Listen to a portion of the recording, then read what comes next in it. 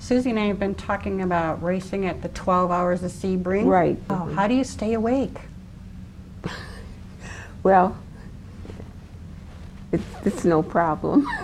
Racing has been in my blood for a long time, and I married a fellow. The reason that I actually started racing was my former husband, Charles Dietrich, and that's what he liked to do. And you went yeah, along? and I never even had a driver's license until I was 19 years old. Wow. I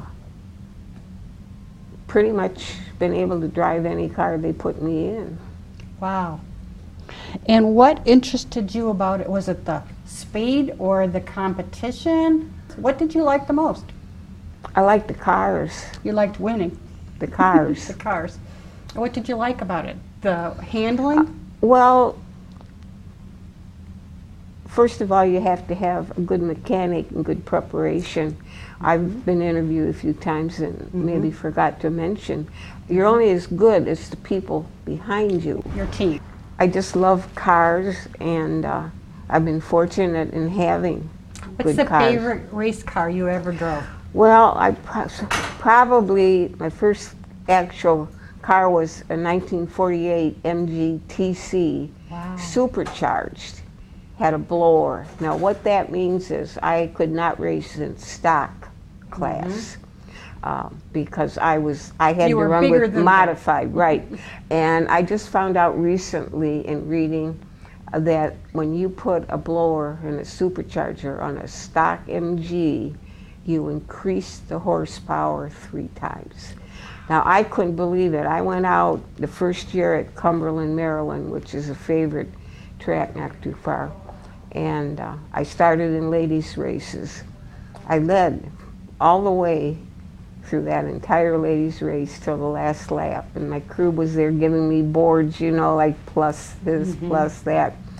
And for some reason, I froze to the pedal, and we were coming down to get the checker, and I locked up, and I just went straight, and that was my arch rival, Mrs. Wiley, Malcolm Robert Jesse Wiley.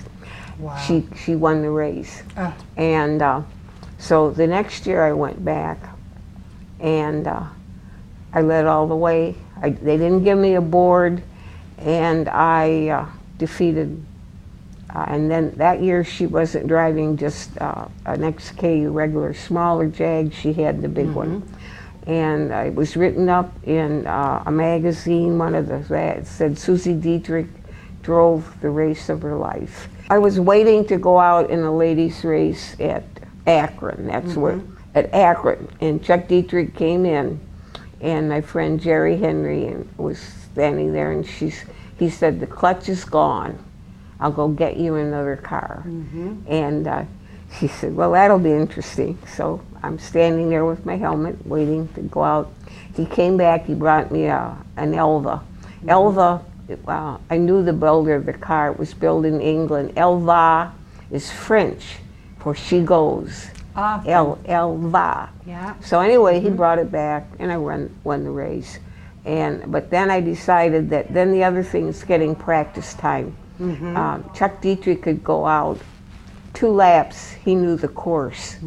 I don't learn a course that fast. You had to ride it more, drive it longer. Yeah, I like road course. I like Watkins Glen, New York. I won the first ladies race. You had good success there. At Watkins Glen, yeah. And then I liked Elkhart Lake, Wisconsin. The only trouble is, you know, you don't want to go off the road. No, but I heard you talked to me earlier about VIR in Virginia. Yeah, Tell me about that. VIR is a real road course, and I told you I was there about 2 to 3 years ago. A girl runs it, and VIR, I still remember how it drives, and they have a corner there called Oak Tree Corner, and you come out, you do your laps, and you come around, and you just go right around. If you had your choice of racing cars, what would you choose?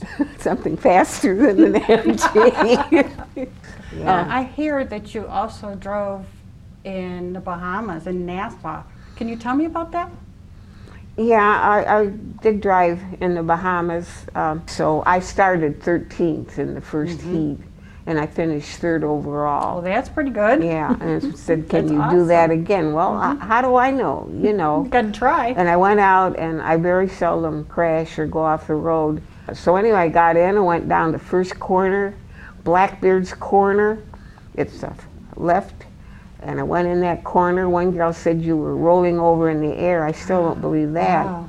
But I went back, and I went back through underbrush like this. Oh, and the my. car, I held on like this. I think I bent the steering wheel, and I just went way back in there. And then all of a sudden it's real quiet, and I'm just sitting there, and I'm like in the jungle. They call me Miss Reynolds Wrap, the Jungle Queen.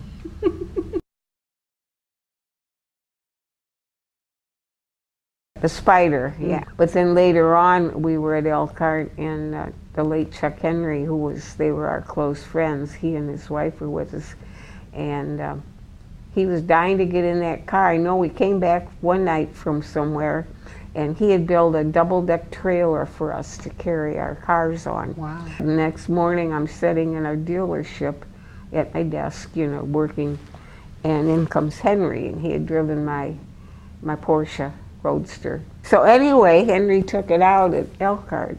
He never made the first lap. He got in it, which I should have just said, I'd rather you didn't. So he went out, and he went down, and he went into that curve, and I know what he did. You drive an MG like this. In other words, it takes a lot of strength and force. I mean, yeah, you got to take the wheel, and I mean, it's that you drive a Porsche. He oversteered it. Yeah. So anyway, he lost it, and somebody years later said, you know, I was right behind him. He wasn't going that fast. He got out of an MG and got into that Porsche, and he fell it go, and instead of just letting it go, Find its way. he started climbing the bank. Well, that bank is that high. So he went up, and the car flipped over, came down, and the roll bar broke. And the fella felt really bad, because, you know, that car didn't come equipped with the roll bar. Like, you know, it was, he says, I welded it, and it broke. Well, maybe he saved my life. When you were racing, did you feel you were a trailblazer at that time? I never thought about it.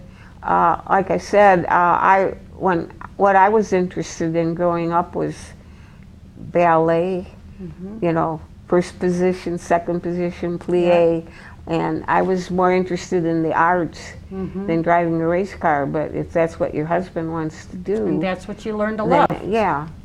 Can you tell me about meeting Paul Newman? Yeah, he, Carl Haas from Newman Haas, Right. is a close friend of mine. And how did you get to know Carl Haas? I met him at a race, yeah. I met him at, I think, Nassau. And so he and Newman got together. And Newman, first when I saw him, he came, there's a track that's just right outside of here, Nelson Ledges, maybe? Yes. I could be wrong. He was there. And Paul Newman had this big trailer, you know, that big trailer, and he had Old Blue. That must have been his hound dog, Old Blue on the side of it, and he was not driving the faster stuff there. He started in like sedans. I think he was just starting out, and he had a crew there, and he came, and nobody bothered him.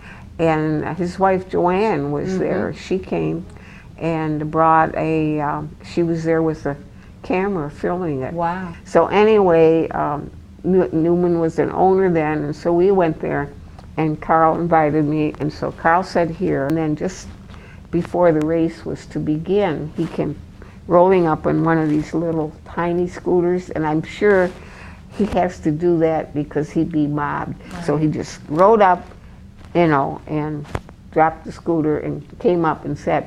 And I didn't talk, I wasn't, we weren't there to talk, we were there to watch a race, and he was there to watch his team. But then he looked over at me, once, and I had some sunglasses that have like wire, and he said, what kind of something, or what kind, I don't know, oh, they were in a Ray-Ban case, and he said, what kind of rims do they have? So I just opened the case, took them out, and they had the little kind where you can drape. Wrap around your ear. You know, I said, would you like to try them on?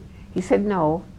I would have given them to him if he had wanted them. But yeah, and then the race, and so we just sat there and watched the race. Race was over, and I'm standing there, and there's a big platform up here, and the Newman and Carl and whoever drivers. So then this gal came over and she said, do you have a pass to be in here? And I didn't even dignify. So just after she got done saying, do you have a pass to be in here?